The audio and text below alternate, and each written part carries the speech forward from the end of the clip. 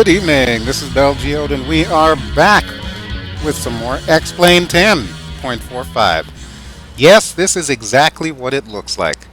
You are looking at one of my all-time favorite helos, the Virtavia SH3 Sea King. Yes, absolutely. They ported it over to X-Plane. I don't know how long ago this happened, but imagine my surprise and wonder when I saw it on the X-Plane site and was like, no way, this is available.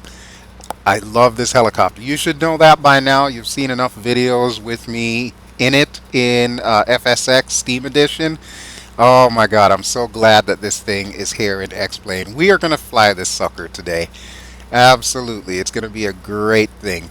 And we're still here at Ros Traer. I've made some adjustments to Ros Traer, and actually, if you look closely on the screen there, you'll notice something different when I pan back and forth there. Yeah, that is actually lens flare. Now, why, Bell, do you have lens flare in your videos now? The answer is quite simple. I broke down and I bought SkyMaxx Pro. I think it cost me like 40 bucks, but let me tell you something, folks. This thing is worth it. You remember the FPS issues that I was having. Technically, I'm still having those issues. I need a new graphics card, but I can't get my new graphics card yet because the damn things are out of stock everywhere. So I've got like auto notifications out there. As soon as it becomes available, I will be purchasing my graphics card. But in the meantime, I happen to notice on the site that sells SkyMaxx Pro that some people were saying it actually improved their frame rate. So of course I'm like, yeah, what do I have to lose? It's only 40 bucks. Sure enough, they were right. You remember the last time I was getting like 8 frames a second? Now look at it. It's up to 18. And I think the only reason why it's this low is because I'm actually recording and I use the same computer. But yeah, if I turn around there, you'll see that the frame rates are going up, and it is amazing. This is the best thing for X-Plane out there is SkyMaxx Pro. Not to mention, it makes the clouds actually look like what they look like if I were to poke my head outside my door right now and look up. I did make some modifications, as I said, to Ros Traer.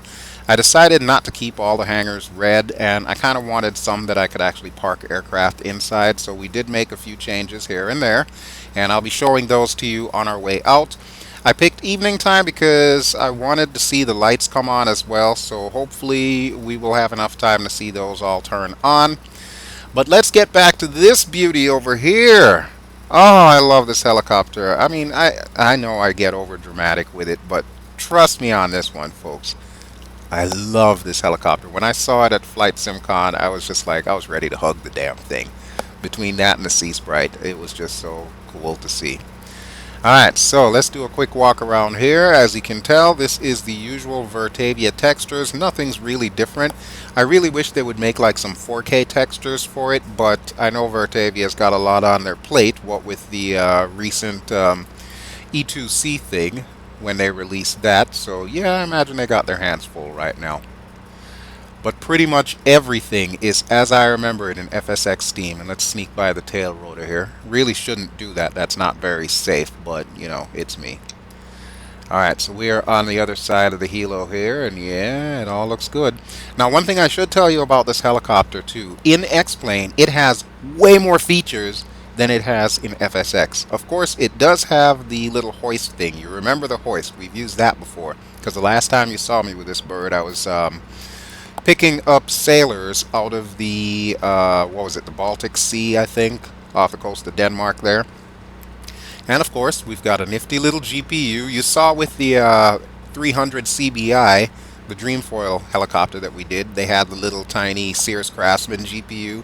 No, this is the big boy here, and we got that sucker purring away like a kitten. Alright, so let's move over this way. Now you can't really see it from here, but underneath the fuselage there are some ropes that you can use for sling loads. This thing does have sling load capability, which it also does have in FSX, but really it's only effective in missions. You can do this here in free flight in X-Plane, so that is pretty cool. You just have to flick a switch and it's on. Alright, so we have ye old cabin where we rescue our people. This is where our little winch man will stand to operate the controls. I'll be showing you once I get inside. There are actual controls for this thing. yeah, it's amazing. Virtavia definitely was holding out on us when it came to FSX. We got our back cabin. You're used to seeing that before. So we'll go ahead and move around here. Now you may notice that the ground textures look a little bit different here. At least the helipad, the taxiway, the runway over there. The reason for that is I had mentioned in my last video that I wanted to start using Flying Jackal's textures. Well, these are them, and they're free, and they look pretty damn good, let me just tell you. So yeah, Jack did an excellent job on that, and I'm really glad that I decided to give his textures a chance. They look a little bit better than the other ones I was running. Alright, wheels look like they have enough pressure in there. We're kind of jiggly all over the place, but I think that's an X-plane thing. That's got nothing to do with the Helo itself. Alright, so we'll go past our little GPU, we'll check out the front, and then we will head inside the office and see if we can do a cold and dark startup on this thing. That will be a hallmark of these X-plane videos. Wherever possible, I'll try to do cold and dark startups. Oh, look at that. That is so cute. I almost want to take a picture. There we go, Kodak moment.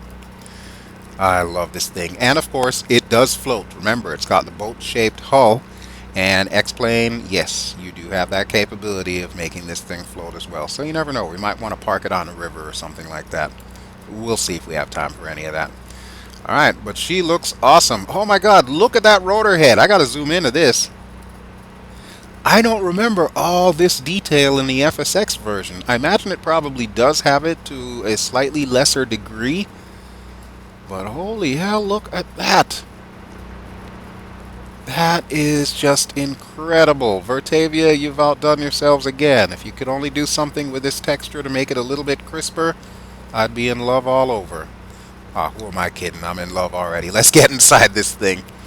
Alright, so up the stairs we go.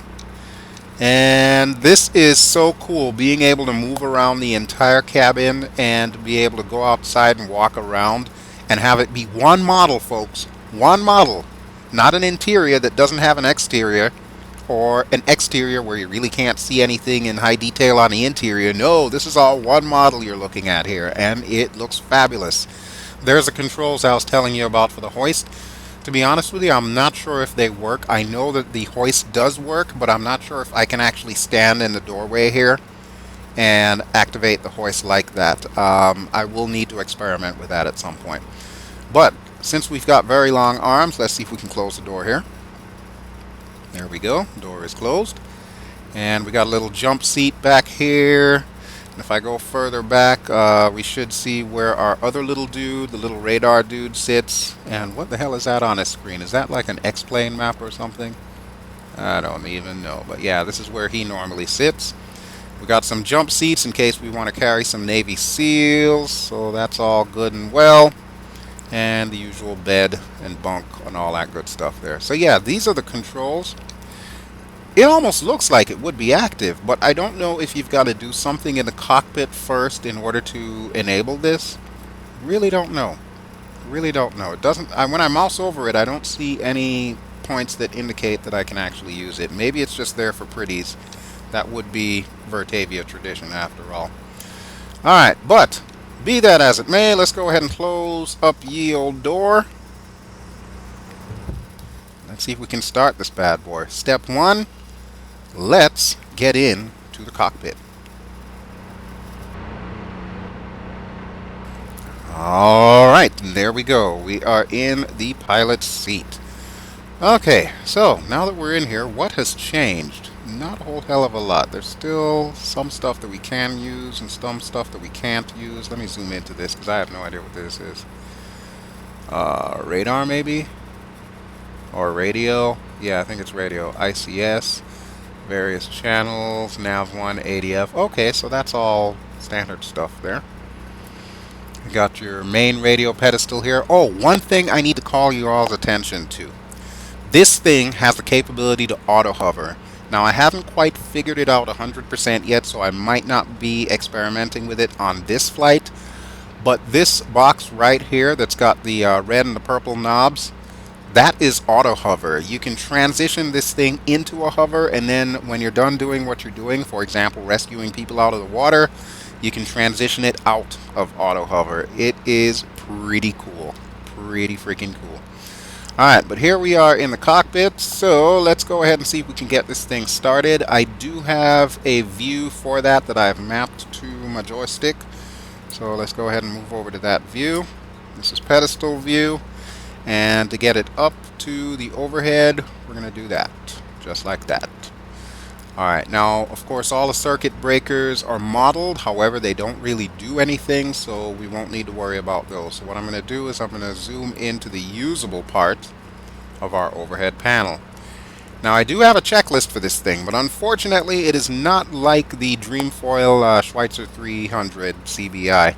It's not one that actually pops up in a cockpit. This is on my second monitor. It's a PDF. So I'm going to talk through the checklist and we're going to see if we can get this thing started here. So, item number 1, exterior walkaround complete. This is true, we just did that. Loose items stowed, yes. Hatches and doors secured, yes, we just did that. Safety harnesses secure. Yeah, I'm just going to go with yes on that one. Okay. Alright, next item, controls, full and free. Let's go back to our seat here and we'll check that. Okay, so cyclic, full left, full right, full left, full right, full forward, full back, full forward, full back, collective, full up, full down, full up, full down, and pedals, full left, full right, left, right, and then neutral. Okay, so all of that works. Alright, all switches should be off. Well, let's verify that. Go back to the overhead here. Alright, this is the switch section here, and just at a cursory glance, everything that I can switch is in the off position. So yes, we are good to go there. This is decent. Moving right along. Next thing that we need to do is we need to turn the external power switch on. That's the GPU. Well, we already have the GPU on, so we're good to go there. In case you were curious as to which switch that is, it's this one right here, the one that says external power reset. It's currently in the on position. This would be the off position at the bottom. So as you can hear, our little GPU's purring away like a kitten. Alright, moving right along. Next thing it says, anti-ice switches as required. It's the middle of freaking July. If we need anti-icing, we've got a problem. Seriously. Anti-collision light and position lights and master light switch should all be on. Now I'm going to do things a little bit differently because we learned with the checklist for the 300 CBI that really the only thing we want to have on before we start the engines is the beacon. We'll save the anti-collision, the tail position, and the side position lights for later, but we will turn on the master switch. Now, a note on that. This light is supposed to come on when the master switch is on. It's not currently on. Yet we've got the GPU running. Apparently the GPU does not provide power to these circuits. So in order to do that, we're going to need to turn the battery switch on. There we go. And there's our missing light. Okay, next on the list, ignition switches 1 and 2 need to go to norm. They are on the co-pilot side, so we'll flick them down. There's 1, there's 2. And the engine control levers need to be in the shut-off position. The emergency fuel cutoff levers need to be in the open position. The emergency fuel cutoff levers are in the open position. Alright, let's go ahead and open up the fuel vents here. Alright, so we got those open. Okay, rotor brake should be on. Yes. Rotor brake is currently on. That's this big long thing here. And we're going to want the fuel quantity gauge test switch. Okay, let me show you where that's at. These are your fuel gauges right here. 1, 2, 3 for all the tanks. Now the test switch for that is going to be on the left side, and we'll just hold it down. Yep, looks like it works to me, so we'll close that. Good deal. Okay, next. The fuel quantity gauges, check them. Well, we've got fuel. Yeah, that's good enough for me. Alright, the fuel boost pumps should all be off. These are the fuel boost pumps. We're going to need those to start the engine, but for right now they're all off. And the firewall fuel valve switches need to be on. They are actually on. Oh wow, so I didn't close them after the last time I flew this thing. Oh well. Alright, so they are currently on. That's where those need to be. Fuel cross-feed switch needs to be off. That is currently off. That's a down position. Next, altimeter needs to be set. Our elevation is 1,220 roughly, so yes, I would say the altimeter is already set. Radios set as required. Well, radios are on, but we're not going to worry about setting them because we won't be talking to any control towers in X-Plane, at least not today. Tail wheel lock as required. Let me show you where that is. Here you've got your main parking brake, which is currently on. We can tell that because of this here. And then we've got the tail wheel lock, which should be locked. This, I believe, is unlocked. This is locked. So our tail wheel is now locked in place. Parking brake on. That's the next thing on the list. Yes, it is on. This would be parking brake off.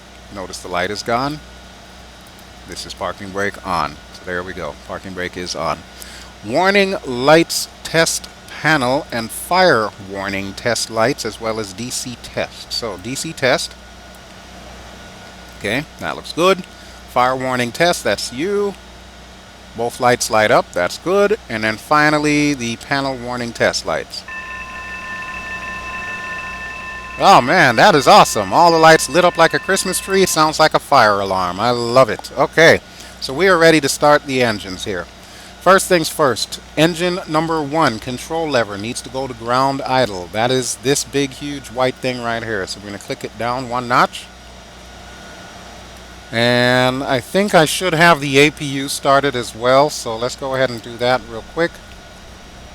There we go. We'll put that to start. We'll wait for it to say APU on. And we're also going to put the number 2 lever to the ground idle position. Now that by itself is not going to start the engine. However, here's what you need to do. We're still waiting for this to be on. Okay.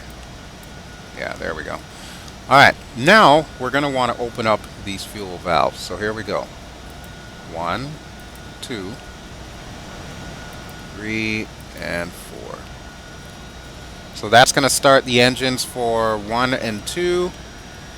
Now our rotor is still currently locked. So what we're going to want to do is we're going to want to get rid of the rotor brake here. See, there we go. We're starting number 2.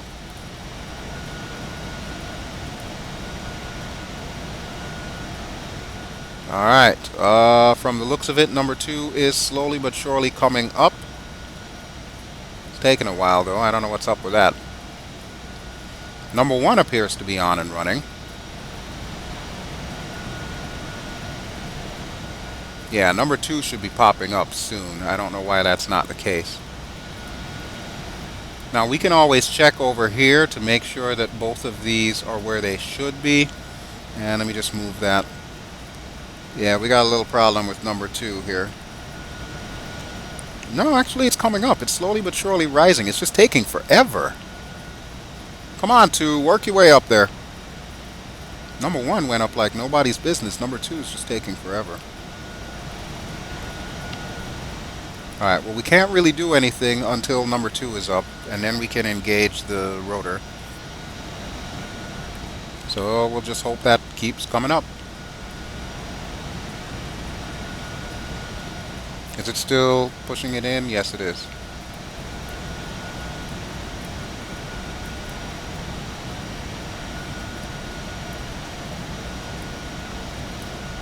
Alright, the emergency levers are fine.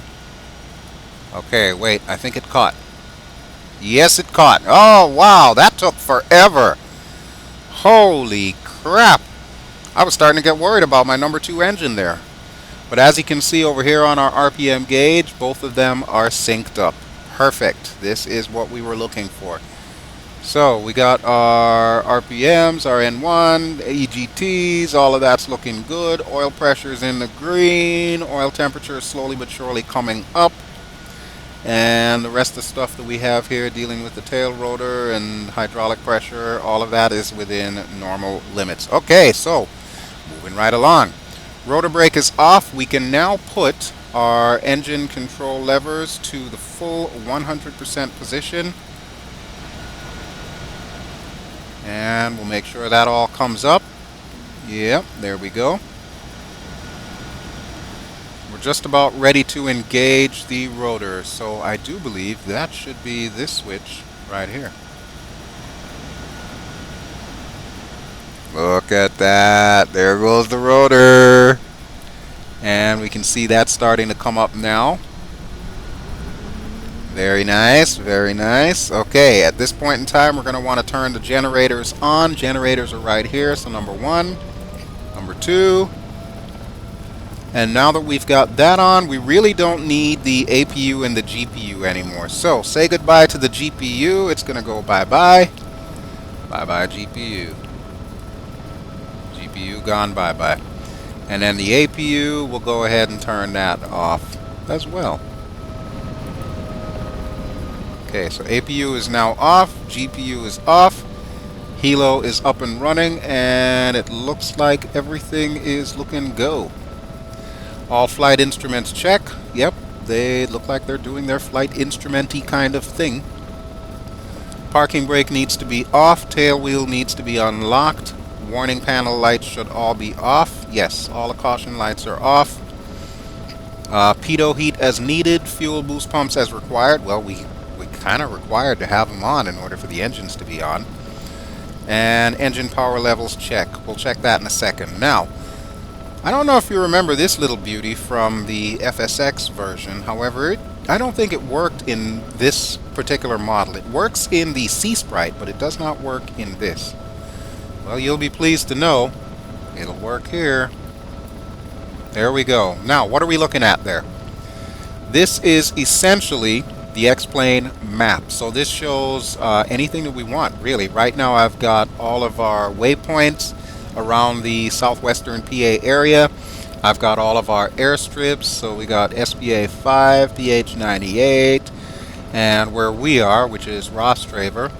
I can zoom the range out a little bit, so we'll put it at 20 miles. And let's see what we can see.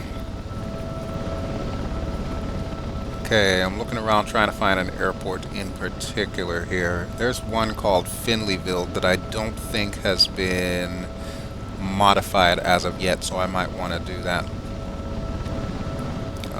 Let's zoom out just a touch more. Alright, we'll put it at 40. Let's see what we got.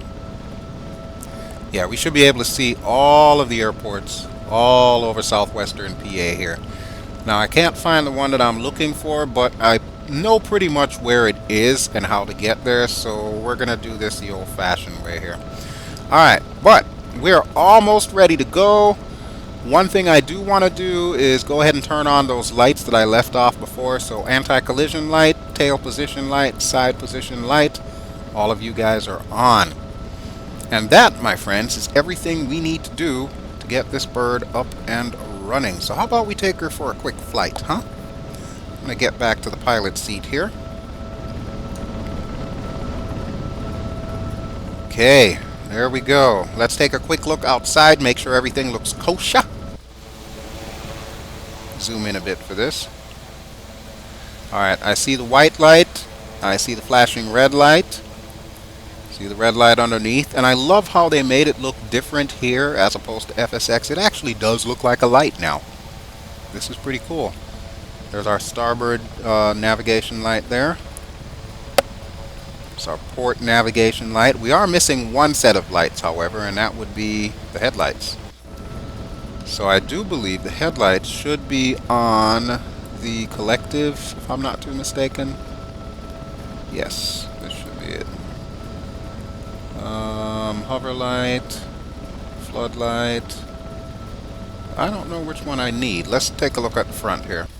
See if it's on.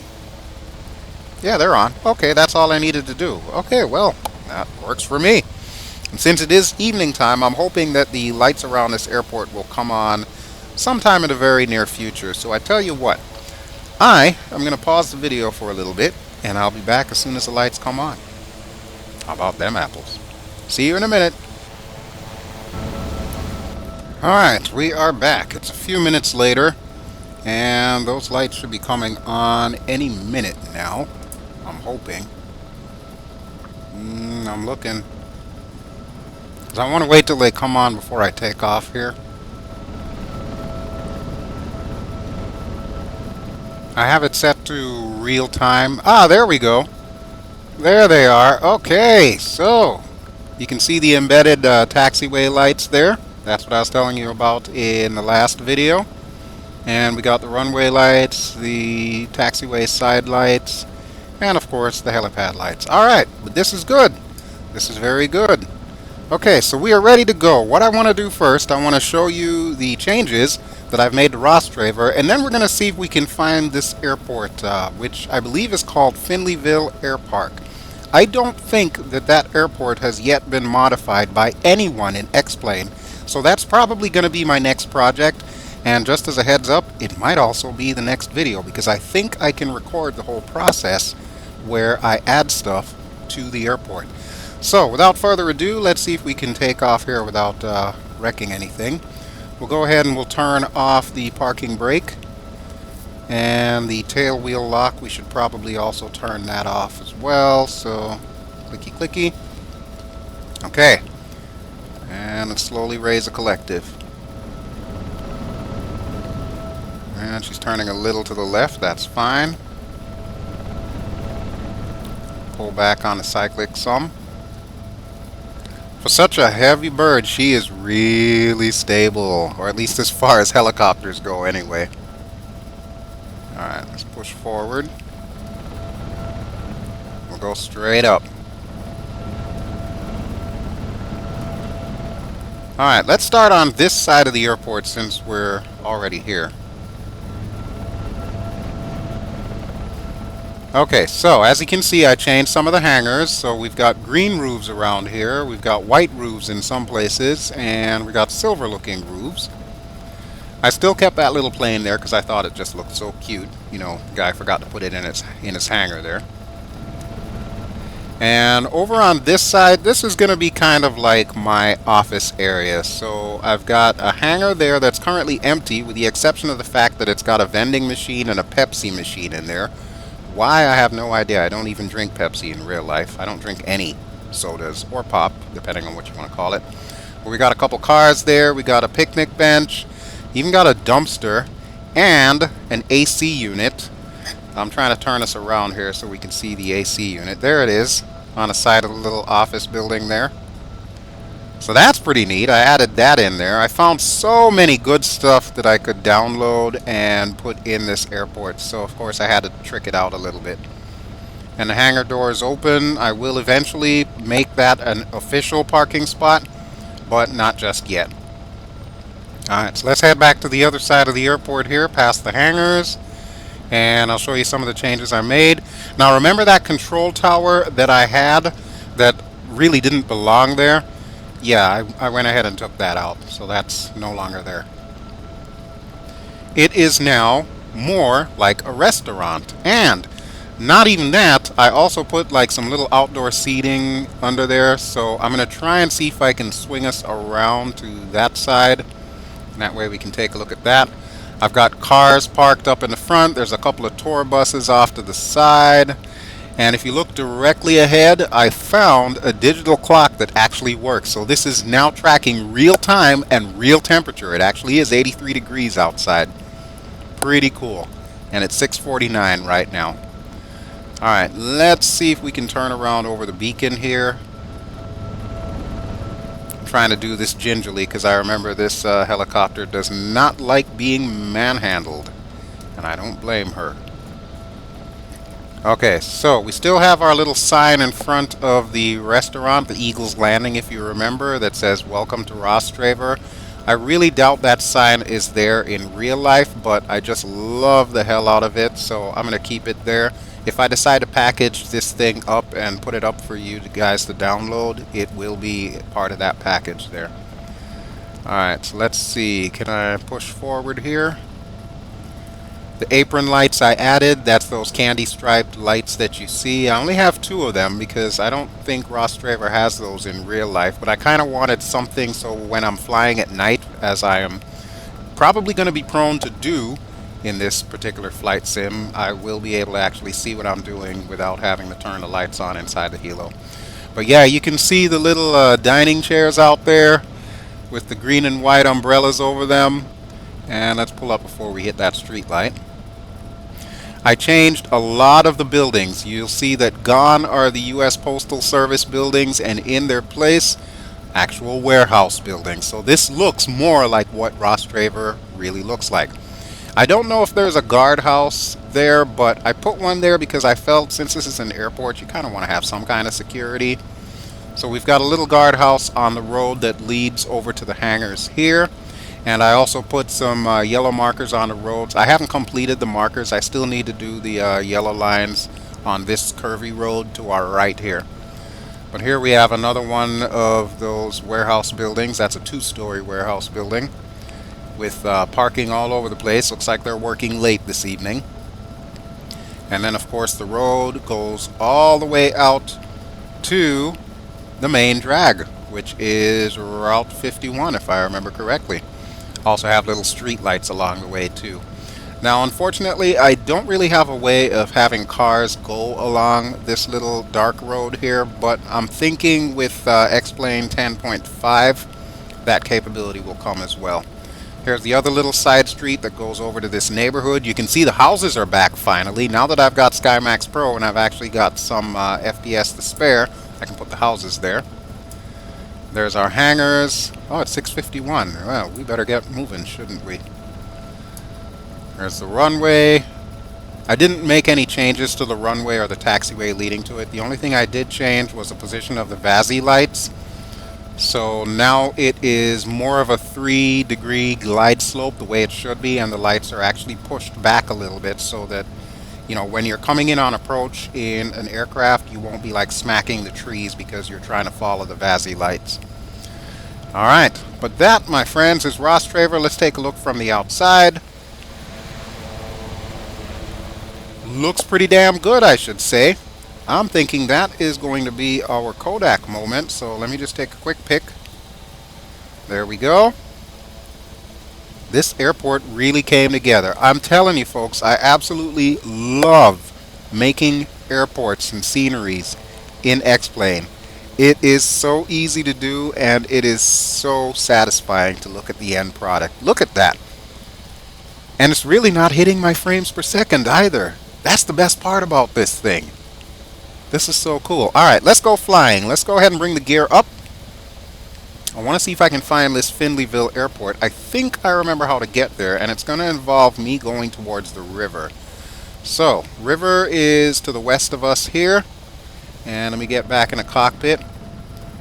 Give it a little bit more collective. Push the nose over. We're going to see if we can find this airport.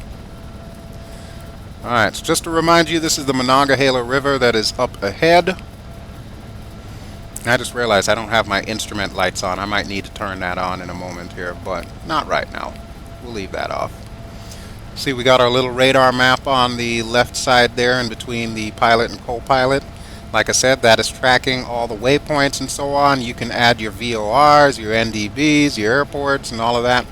And it does keep a pretty accurate position as to where we are, what our heading is, and our speed and so on. If you don't want to look at the gauges, that is. Alright, we're getting a little bit high, so I'm going to drop the collective a touch here. There we go. Vertical speed indicators telling us that we are in fact going the way we should. If there were more clouds out today, you would see that SkyMaxx Pro does have shadows on the clouds, which I think is the absolute greatest. I really wish that FSX had this. I don't know how Prepared was able to do it, but yet FSX Steam wasn't. But yeah, seeing this here, the same way that I see it in DCS, is just making my day, shall we say. Alright, so let's see if we can get some airspeed here. Cruise speed for this thing is going to be around 120 knots. You can see my airspeed indicator is right here. So we're almost to what I would consider ideal cruise speed. We don't want to go much higher than the red line here. We can max out at about 160, but I really would not recommend it per se. We are losing a lot of altitude though, which is fine because I want to compensate for that with the airspeed. So we'll go over the highway here and follow the river. Now, if I remember correctly, Finleyville Airport is going to be right where there is a horseshoe turn in this river. We can look outside. One of the things that I like about X-Plane is the views are not static, not like with FSX where, you know, when I go to an outside view, that's pretty much what you got. We can rotate around. I shall demonstrate. Let's see the left side of the helo. There we go, and it does jiggle around with the movement of the helicopter, and if there's any wind blowing, which there is a slight breeze blowing. There underneath the helicopter you can see the little harness that's used for sling loading. We will probably be using that in a future episode. Oh, look at that though. Look at that lens flare. Look at that lens flare. That is awesome. Take a quick picture of that. And let's check out the other side. Whoop. Come on, baby. Go to the other side. Alright, maybe we have to go inside first and then go to the other side. Oh, you're going to play with me like that, huh? Okay, we'll do it this way then. We can see the little guy standing up in there, so if I were to open the back door, you would definitely see him standing up there. Some kind of light over there. Is that a police car? I think that is a police car. That looks like a police car on the highway. Holy crap! I have never seen that before. That is so cool. There's an actual police car going down the highway. You see it? Look at that! It's the little things in this flight sim that just absolutely make me go ballistic. I love it. Ballistic in the good way, mind you. Alright, so we're back in the cockpit, and I should probably be wearing sunglasses with this, but we'll pass. Okay, directly ahead you can see the beacon for the airport that I'm looking for, Finleyville. And remember, the stock airports that come with this thing are basically just going to be a runway, a taxiway, and a beacon to tell you, hey, there's an airport here. You have to do the rest, or you have to download from what someone else has already done. I am going to be working that into my whole X-Plane experience here. So that's what I'll be doing a little bit differently from some of the other people that you see doing X-Plane videos. Alright, so we're going to continue to follow the river, and then when I reach that little horseshoe turn, I will head directly for that beacon. I love the water texture too. That is just so cool. Might need a little bit of right pedal here because we're starting to drift thanks to the breeze. So yeah, frames are going a little bit lower. We're down to 13 frames per second. But remember, the reason why that's happening is because I'm actually recording. Once I get the new graphics card, that will rectify that situation. But we're almost to our airport anyway, so as soon as we get to the airport, I'll be calling it quits on this particular video. Because I took way more time than I would have liked to do the startup procedure there. Oh, one nifty view that I have here is this view. There we go. That'll come in handy when I'm doing sling loads and stuff like that. However, we've got our cockpit view right now. There we go, zoom it back out. And there goes that cop again. Holy crap, he travels fast. Damn, look at him go. Wow. Well, good luck on your journey there, sir. I like police officers, they're cool. I actually have some friends and family that are police officers, so I definitely have a lot of respect for them. Same as I do with military people. Alright, here is our horseshoe turn in the river, in the Monongahela River. So we are going to want to go straight for that beacon. And I'm currently at about 105 knots. So I'm going to slow it down just a touch here because we are definitely going to want to land at that airport. Oh, I see. He's on the highway. Okay, well that makes sense. He's on I-79. At least I think that's I-79. Yeah, I imagine it is. Damn, he is booking. Holy crap. Probably late for dinner or something. Alright, we're going to cross over the highway here, and our airport should be directly ahead. I'm not quite sure what that thing is off to the right, but that is definitely not our airport. We are going right where the beacon is. So I'll get into the story of Finleyville Air Park once I start building it, But for now, I do want to bring this helicopter down and just kind of find a random place to park it. At least before sun sets anyway. Alright, we're going to slow down a little bit more here. Drop the collective just a touch. I'm going to bring it down to below about 80 knots. So that way I can bring the gear out. Oh, it's doing this thing again. There we go. Alright, gear's coming down now. While we're at it, let's open the side door and take a look at our little dude in here. Can I open it from here? No, I cannot. Okay, never mind. Oh, that little thing that just flashed up there, that was for the GPU. Obviously, we don't need that while we're flying. Alright, so we'll get back in the cockpit here and we'll prepare to come in for a landing. So I'm at about minus 1,000 feet per second and just under 80 knots. So I'm going to pull us up a bit, but I'm going to bring the collective down a whole bunch.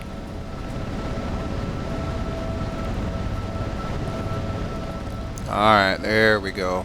There we go. We're coming in. Kind of off center here. I didn't account for the wind. But it's not really going to matter because obviously there's no air traffic in this area. I am, however, going to lower the collective considerably. Try not to get us into a vortex ring state. Obviously, I'm going to have to pitch the nose down, though. Okay, so my big plan is to pass up the airport and then come in on the other side. What runway is this? Runway 32. Yes, this is definitely Finleyville. I remember runway 32. I've flown over this airport before, but I've never actually landed at it. So yeah, as you can see, there is nothing here. Absolutely nothing. We're going to be changing that. I'm going to be doing the same thing that I did with Ros Traer to try and make it more realistic. I might need to get rid of some of these neighborhoods, unfortunately, because the way that they're placed is probably not correct. But we will deal with that in another episode. For now, let's see if we can bring this big bird home to roost. Alright, I'm going to get some tail rotor action going here. That'll slow us down a bit. Okay, we are almost in a hover. Next time around, I'll also show you how the auto hover works. But for now, let's worry about getting on the ground without crashing here. Need a little bit more collective. Because we've got wheels, I'm going to land it on the runway here, but I'll probably pull off to the grass just to kind of park it. Alright, we still got a bunch of breeze going here. We want to make this quick. Yeah, we definitely need some tail rotor action here. And we'll just follow the runway heading. Come on, baby. Stick with me. Stay on the center line. There we go. There we go. Let's go ahead and bring the collective down. Tail wheel is down. Main gear is down. All right. Good deal. Good deal. And we'll just go over to that little taxiway there in the center. And I think I will pull off to the side. So I'm going to drop the collective down to just above idle. And yeah, as you can see, there is nothing here. We are going to change that. We are going to change that.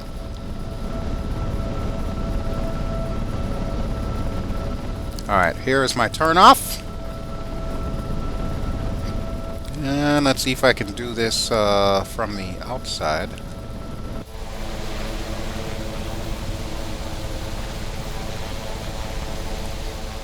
Okay, I think I remember to unlock the tail wheel. I can hear it squealing though. I thought I unlocked it. Oh well. Oh, come on, baby. Go back the other way. Okay, there we go. This whole short line will make an excellent helipad. Alright, so go ahead and put the brakes on. And there we go. We got some lovely looking Pennsylvanian houses. We got a beautiful sunset on a Friday afternoon, and this helo is just about set to be parked. Alrighty, folks. Go ahead and get to the back here. Let's see, which one did I use for the back again? I think it was, yeah, it was that one, but it won't let me do it. There we go. Alright, so we'll open up the back door here, that way our guys can breathe. And we're going to call it quits for the time being. So, let me get out of the helo here. We'll hop out. Look at that light. That is awesome. That is just so awesome. Alright, so that is the Virtavia SH3 Sea King. You've seen it in FSX-SE, and now you're going to see it here in X-Plane. And it is still a beautiful, beautiful helicopter. Alrighty, folks, thank you as always for watching. If you've enjoyed this video, feel free to give me a like. Don't forget to subscribe, that way you'll get notifications as to whenever I put X-Plane, FSX, or any of the other things that I play online. And next time you see me, we'll get to work on this airport and see if we can't make it look like someplace that you would want to land. Alrighty, folks, I will talk at you later. This is BelGeode signing off from X-Plane 10.45. Ciao!